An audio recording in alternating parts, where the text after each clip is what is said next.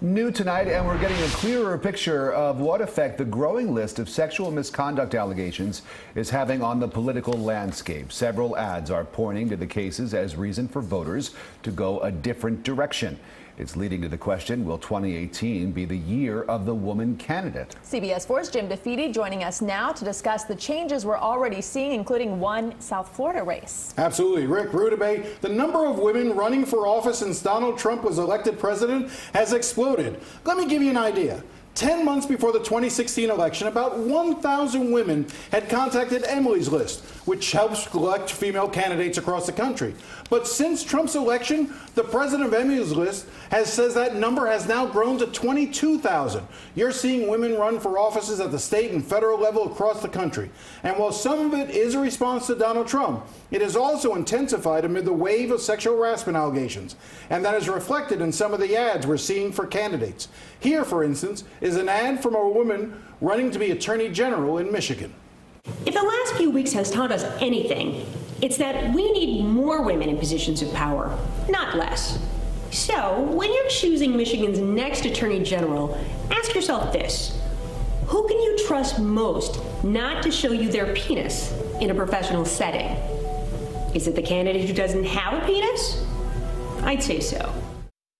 That's not very subtle. That's not very subtle at all. They just get right to the point. And apparently there seems to be something about Michigan, because the attorney, that was the Attorney General ad in Michigan. The governor, the woman who's running for governor of Michigan, is also running in a very interesting ad, talking about her own situation in which she was sexually harassed and also sexually assaulted. Let's play that ad.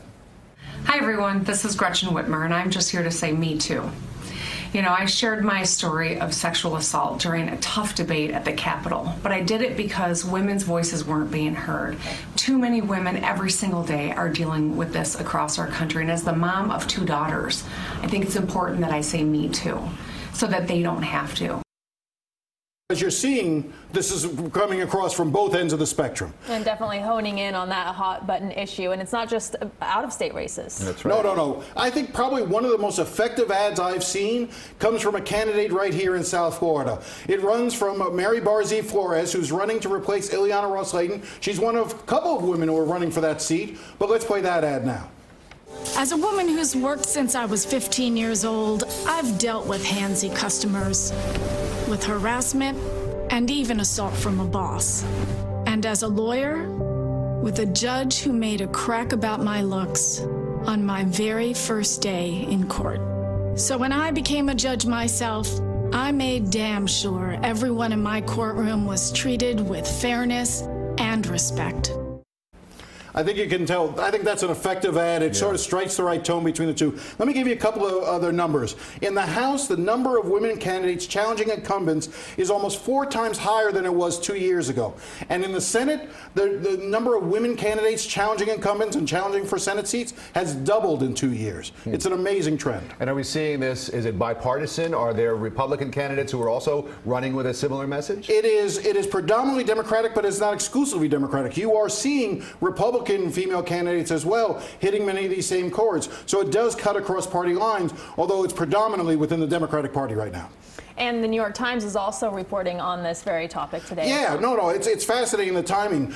So the New York Times is sort of citing different studies. They're talking to Emily's List. They're citing a study out of Rutgers University. And it really gets to the heart that it started with, if you think about it, what was the very first response after Donald Trump's election? We had the Women's March. And that was a huge turnout. And we're seeing that all throughout. In Virginia, for instance, you just had a major election in which the state house flipped from Republican to Democrat. And that movement was led by women candidates running for office. You know, the idea of harassment is appalling, not just to women, but to men as well. I wonder if there are any male candidates who are looking at this moment that we're all living in right now and thinking maybe this is a message for them as well. I think it's a little trickier for men to try to figure out how to navigate this. Clearly, there is this backlash, and I think what you're seeing is women trying to ride this wave in a very effective way. But you're right. Men are going to have to figure out how to address this very same issue. This level of, not putting up with what's going on.